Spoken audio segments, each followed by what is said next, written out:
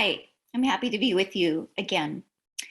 So it occurred to me that since I included some channeling in this month's newsletter, that maybe over the next couple of months, couple of issues of this newsletter, that we could begin to look at what channeling looks like today, what it means to us today, um, what we look for, what we would like to receive from it, and why do we even want to receive wisdom in this way, in this format? So my first and immediate answer to that would be that when we access it appropriately, that it flows. It flows more like wisdom than information or that knowledge that we would look at in a book or highlight in our pages. It just feels different. I started thinking about that because in the current class that we're doing right now, the language of big nature, we've been exploring some words of power and some other knowledge that existed a long time ago, and for a variety of reasons is not available to us now. It has temporarily disappeared, moved into the background, or is lost, or is hidden. So that's what we've been talking about. And along those lines, we could say that spirituality and religion, all of that now, has taken a big hit, we could say. Both of these are in a tough place now as we are trying to find out what is most relevant to us, what is most needed in our life. I think for a time we were satisfied with science. We'll say science, something verifiable, something that we can believe in, something that we can prove for ourselves. But now we're seeing in some ways that even science does not have the answers that we want or a way to get them that we may approve of as fast as what we would like or with the results that we would prefer at this time. So we're kind of in a place where we are questioning everything, everyone, everywhere. And I think we can and we should do that. But while we're questioning, we should also be looking for the answers. And the answers are within us. In some ways, as we've said in our class, they're hidden in plain sight. We're just not looking at plain sight. Sometimes we could say it's so close to us that we miss it, so simple that we don't believe it. I think there's a saying that goes something like that. But we want to see the answers in nature. We want to see the answers in ourselves. And I think you'd probably agree that we could use more resources these days of every kind, more water, more clean air, all of these kinds of resources. So one of the ways to receive or to participate more in those resources is to listen deeply. And as we do that, the silence of what we are listening to has a way of imprinting itself to us or within us. And as it does that, it seems to become a language. It becomes our language.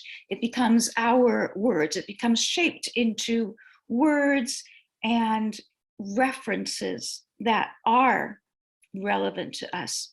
And sometimes, and in some circles, we call this channeling still, for lack of a better word, because I've always told you this is not my favorite words, one of my least favorite words. Anyway, we could say that channeling does not arrive prepackaged in English or French or Spanish or any language. That happens as part of the process. In the moment that it is arriving, imprinting, it is also becoming part of us, part of our structure and expressions, and that becomes our language. So historically, if we were to look at this historically, we could say that there have always been people who are adept at whatever it is, including adept at looking and feeling our way into the more subtle realms. Sometimes people have been born into it. Sometimes they have been trained in it. And sometimes they have even been forced into it. Interesting, depending on how you look at history. Also, depending on whether these people have been celebrated or persecuted, we could also see that wisdom has come and gone. It's been above ground and underground. It's been public and it's been secret. So there's so much more to the subject, of course. And obviously, this is a short video, so we can't go into all of the historical phenomena, which is really interesting, one of my favorite subjects, but it's too long and varied to go into here. But at one time, rather than saying channels or channelers, we use the word medium, we use the word spiritist, and several other words that we don't really use anymore. They're kind of out of fashion now. But these particular people, in their way, and because the veils and the layers that separate our world from other worlds were thicker then, the layers were harder to penetrate. And so these people struggled against that to bring wisdom and to share it with others. And in some cases, it took a physical toll on them. And in extreme cases, it even shortened their life. So it's a work in progress, and it's always evolving in the ways that we know. And I think that's the main thing that I want to share with you, is that in this time and place and age that we are in, we will begin to see the evolution and different expression of wisdom as it comes into our world, filtering in. And it'll be interesting to watch and see where and with whom, and how it is expressed, and what it makes its way into in our world and where it doesn't. So I'll be watching for that.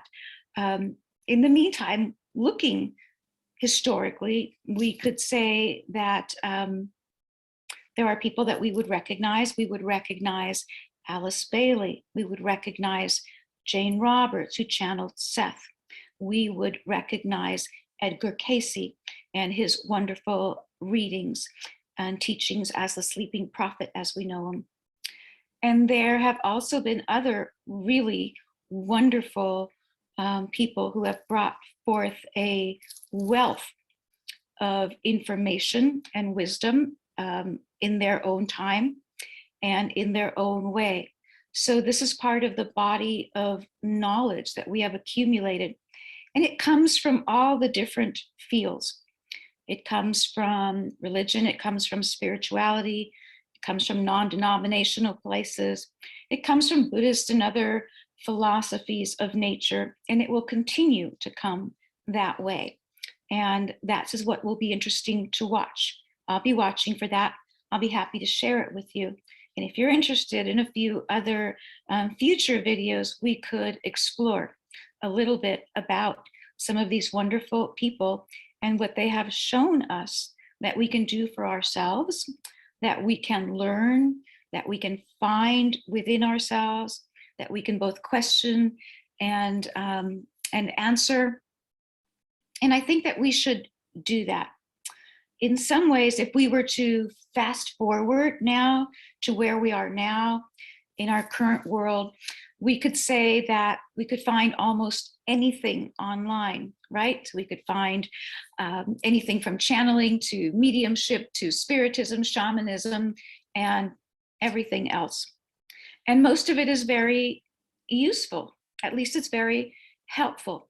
So it's almost like a shopper's paradise out there, maybe too much, depending on where we're looking. When it's too much, it feels like information is just so filling us and overflowing, but it doesn't feel satisfying. It never quite fills us. It never quite makes us feel that way that we want to feel. So we're going to be looking and exploring then at what does make us feel that way. what does it take these days to say, I feel good, I feel great, I believe in myself, I believe in the world, I am touching the world, and the world has touched me deeply? Because in some ways, we as a people are dispirited now. We are not a spirited people now. We don't feel the spirit moving through us in these wonderful ways that then make their way to the outer realms because we feel them within us. In some ways, we are dispirited now. There is a lack of spirit, a lack of welcome energies. And this is affecting our health, and it's affecting our happiness. It's affecting our sleep, as you may know, and it's infiltrating almost every aspect of our life. So I think it'll be important maybe this year as we go forward that here and there between all the other subjects that we look at, let's look at what will re-inspire us, inspire from spirit, what will bring us that place within us again, so we can have it for ourselves and we can share it with others. I hope to be doing my part to share that with you, to share new messages and in different ways whenever that's possible, and to invite you to do the same for yourself, for your family, for your friends, for the planet. So until next time, yeah? Okay, bye-bye.